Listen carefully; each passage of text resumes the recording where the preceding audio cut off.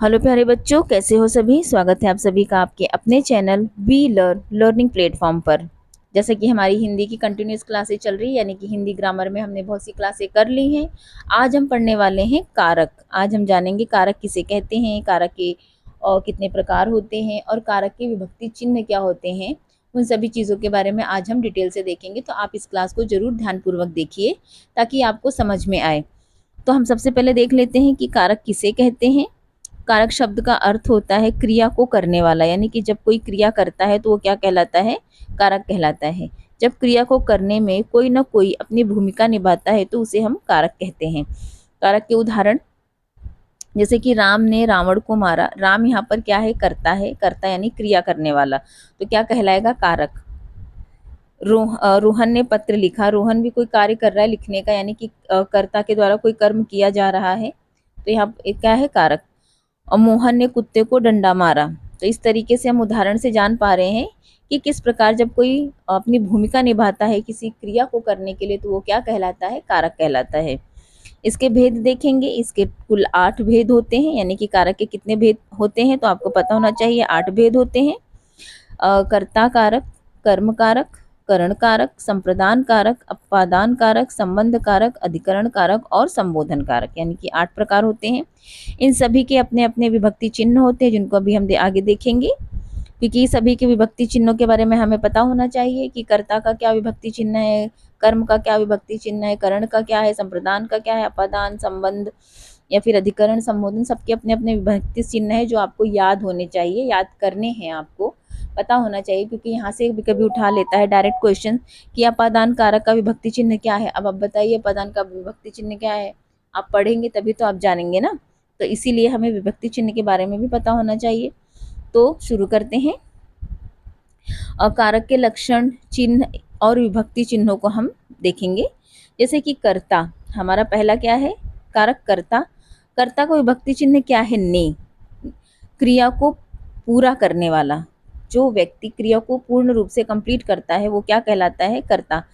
जो जिसका विभक्ति चिन्ह ने है और ये प्रथमा विभक्ति है। दूसरा हमारा है कर्म, क्रिया को प्रभावित करने वाला, जो क्रिया को प्रभावित करता है, यानी कि इसका विभक्ति चिन्ह है को, द्वितीय विभक्ति। तीसरा हमारा है करण, क्रिया का साधन, यानी कि जिसके माध्यम से आप कोई कार्य कर रहे हैं। यानी कि जैसे कि आप पत्र लिख रहे हैं तो पत्र किससे लिख रहे हैं, पेन या पेंसिल से। तो पेन या पेंसिल क्या हुआ, आपका एक साधन हुआ। तो इसका करण कारक का क्या है, विभक्ति चिन्ह से, के द्वारा, तृतीय विभक्ति। संप्रदान कारक, जिसके लिए काम हो, को या फिर के लिए, चतुर्थी विभक्ति। यानी कि संप्रदान कारक का विभक्ति चिन्ह क्या है, को या फिर के लिए। अपादान, जहां पर अलगाव हो, से, पंचमी विभक्ति, यानी कि अपादान का से, जहां पर अलगाव हो। संबंध, जहां पर पदों में संबंध हो, का, की, के, रा, री, रे, षष्ठी विभक्ति। अधिकरण, क्रिया का आधार होना, इसका विभक्ति चिन्ह है में पर, सप्तमी विभक्ति। संबोधन, किसी को पुकारना, हे, अरे, हो, ये संबोधन है। अब मैं फिर से एक बार रिपीट कर दूं। कर्ता का विभक्ति चिन्ह ने, जिसके द्वारा काम किया जाए। कर्म को करण से, के द्वारा, यानी कि जिसके द्वारा काम किया जा रहा है। संप्रदान, के लिए। अपादान, जहां अलगाव का भाव हो, से, अलग। संबंध, का, की, के, रा, री, रे, जो संबंध बताते हो वो वर्ड्स। और अधिकरण में पर, संबोधन हे, अरे।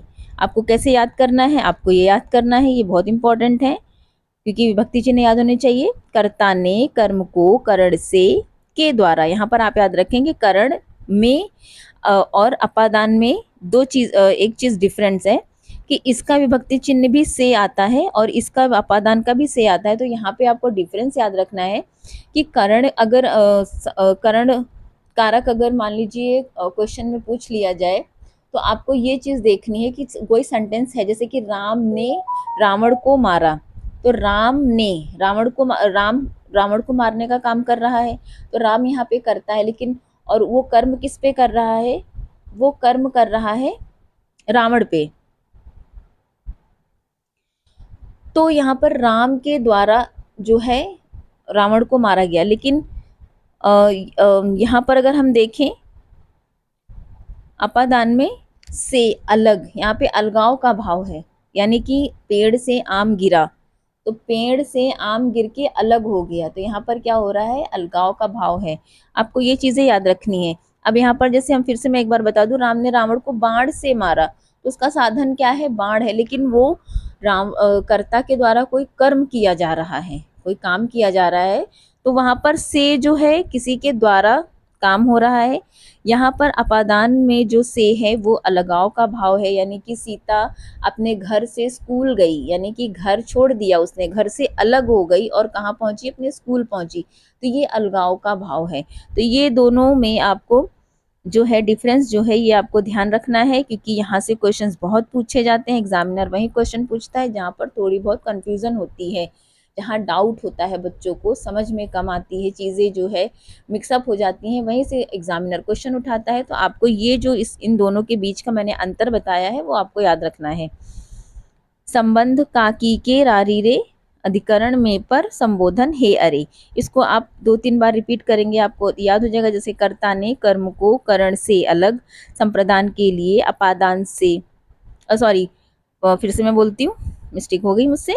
कर्ता ने कर्म को करण से के द्वारा, संप्रदान के लिए अपादान से अलग, संबंध काकी के रारी रे, हम बोलते हैं ना जैसे कि ये मेरी मम्मी का बेटा है, या फिर ये मेरी मौसी का लड़का है, तो इस तरीके से का की के रारी रे ये सब क्या बताते हैं, संबंध बताते हैं ऐसे सेंटेंस। अधिकरण में पर संबोधन हे अरे, ऐसे आप 1-2 बार रिपीट करेंगे तो आपको बिल्कुल याद हो जाएगा। आगे हम एक एक करके सबके बारे में पढ़ने वाले हैं। कर्ता कारक क्या होता है, जो वाक्य में कार्य करता है उसे कर्ता कहा जाता है, जिसके द्वारा काम किया जाए। जैसे कि आप कोई काम कर रहे हैं, कुछ लिखने का काम कर रहे हैं, पढ़ने का काम कर रहे हैं, तो आप कौन है, आप कर्ता हैं। अर्थात वाक्य के जिस रूप से क्रिया को करने वाले का पता चले उसे कर्ता कहते हैं।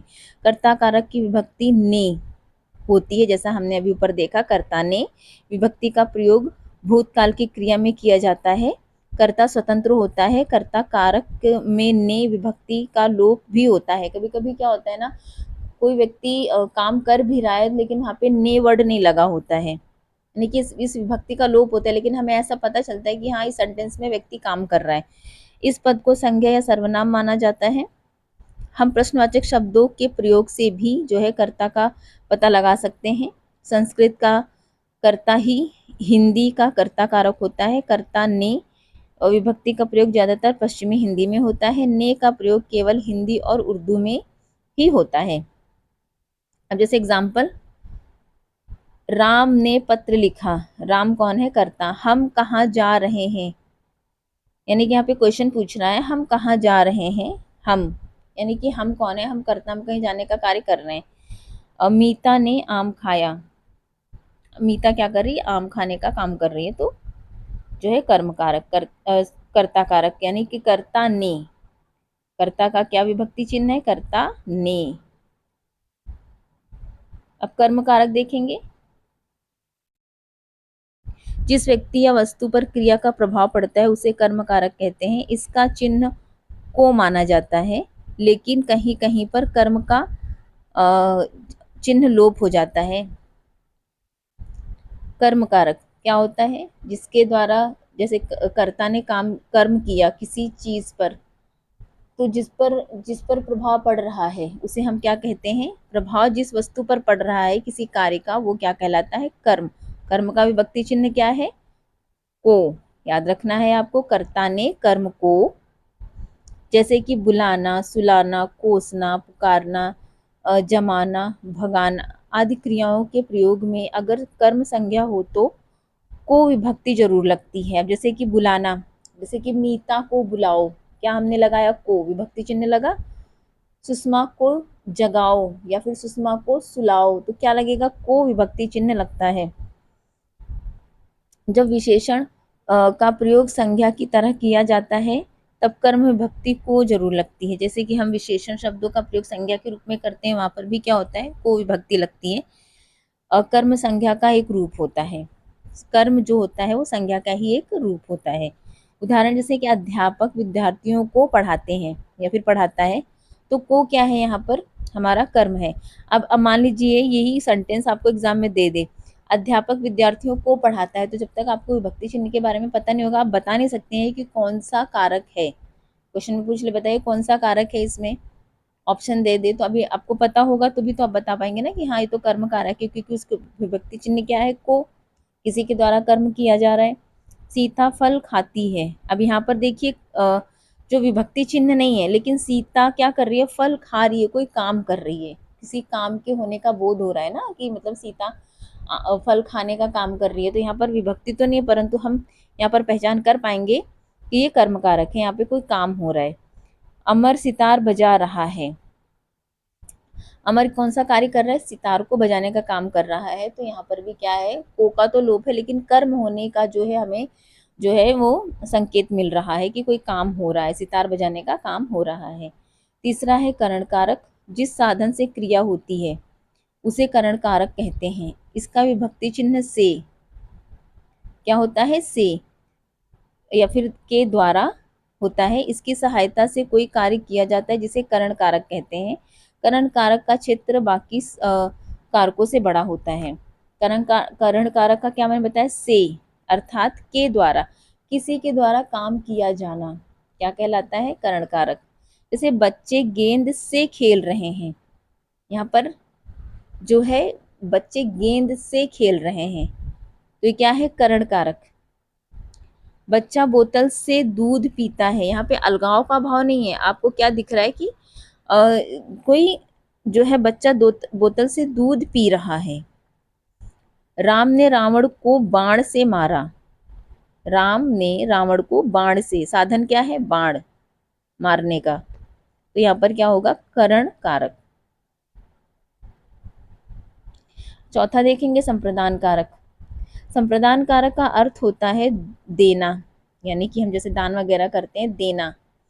इसके लिए कर्ता काम करता है, इसमें क्या करता है, कर्ता काम करता है, उसे संप्रदान कारक कहते हैं। संप्रदान कारक के विभक्ति चिन्ह के लिए और को होता है, इसको किसके लिए प्रश्नवाचक शब्द लगाकर भी इसकी पहचान की जा सकती है। सामान्य रूप से जिसे कुछ दिया जाता है या जिसके लिए कोई कार्य किया जाता है उसे हम क्या करते हैं, संप्रदान कारक कहते हैं।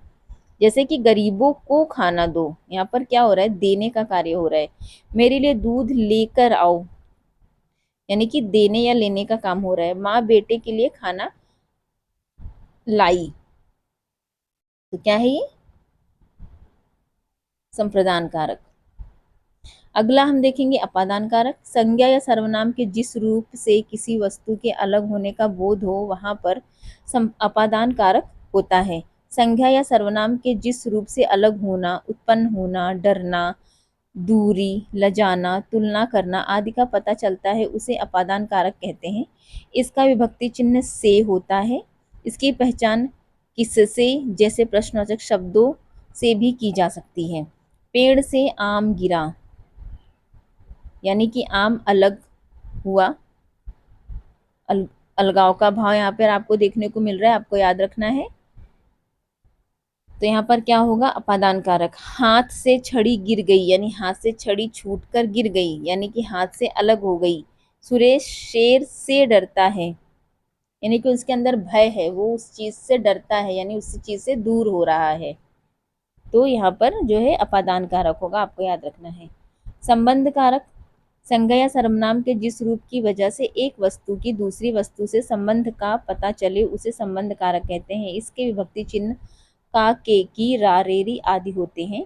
इसकी विभक्तियां संज्ञा, लिंग, वचन के अनुसार बदल जाती हैं। जैसे सीतापुर मोहन का गांव है, का यहाँ पर आया, संबंध बता रहा है। सीतापुर किसका गांव है, मोहन का, मोहन से उसका संबंध बता रहा है। सेना के जवान आ रहे हैं, सेना के जवान आ रहे हैं, सेना के जवान यानी कि संबंध बता रहा है। यह सुरेश का भाई है, संबंध बता रहा है, तो यहाँ पर क्या हुआ, संबंध कारक। अगला हम देखेंगे अधिकरण कारक। अधिकरण का अर्थ होता है आधार या फिर आश्रय। संज्ञा के जिस रूप की वजह से क्रिया के आधार का बोध हो उसे अधिकरण कारक कहते हैं। इसकी विभक्ति में और पर होती है। क्या होती है? में और पर, भीतर, अंदर, ऊपर, बीच आदि शब्दों का प्रयोग इस कारक में किया जाता है। इसकी पहचान किसमें, किस पर, किस पे आदि प्रश्नवाचक जो है शब्द लगाकर की जा सकती है। कहीं कहीं पर विभक्तियों का लोप होता है तो उनकी जगह पर किनारे, आसरे, दिनों, यहाँ, वहाँ, समय आदि पदों का प्रयोग किया जाता है। कभी कभी में के अर्थ पर और पर के अर्थ में लगा दिया जाता है। जैसे हरी घर में है, हरी घर में है। पुस्तक मेज पर है, पानी में मछली रहती है।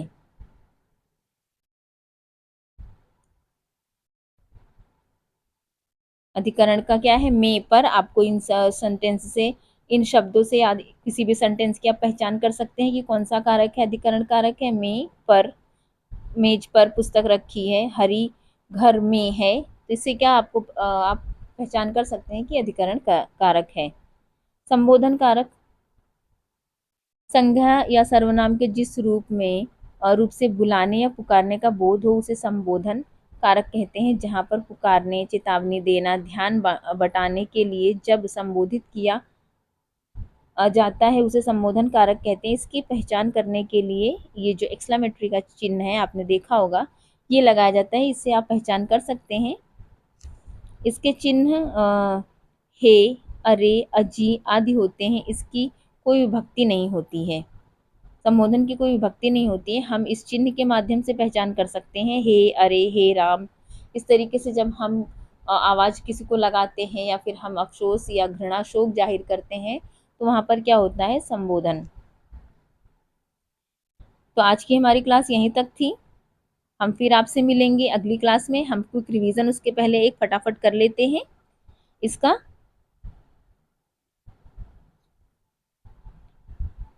हमने पढ़ा कारक किसे कहते हैं, कारक क्या होता है, क्रिया को करने वाला कारक कहलाता है। इसके 8 भेद हमने देखे। कर्ता कारक जो कार्य करे, कर्म कारक जिसके द्वारा कार्य किया जा रहा हो, यानी कि जिसने कार्य किया है उसका असर किस पे पड़ रहा है, जिस पर असर पड़ता है वो कर्म होता है। करण कारक, संप्रदान कारक, अपादान कारक, संबंध कारक, अधिकरण कारक और संबोधन कारक। हमने विभक्ति चिन्ह देखे, कर्ता ने कर्म को करण से संप्रदान के लिए, ठीक है, से, और अपादान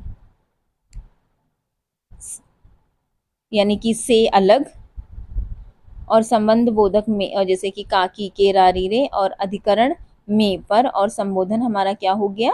हे, अरे। तो इस तरीके से हमने इस क्लास को कंप्लीट किया। आई होप कि आपको समझ में आई होगी क्लास। कारक चिन्हों को आपको याद करना है, विभक्ति जितने भी कारक हैं और उसके जो भी विभक्ति चिन्ह है वो जरूरी है आपको याद करना, क्योंकि कभी भी एग्जाम में अगर क्वेश्चन आता है, सेंटेंस दे देगा आपको और पूछेगा बताइए इसमें कौन सा विभक्ति चिन्ह लगा हुआ है या फिर कौन सा कारक है, तो आपको पहचान करनी आनी चाहिए। इसके लिए आपको जो है सभी विभक्ति चिन्ह भी याद होने चाहिए। तो चलिए हम आज की अपनी क्लास यहीं तक रखते हैं, आपसे फिर मिलेंगे नई क्लास में। तब तक के लिए बाय।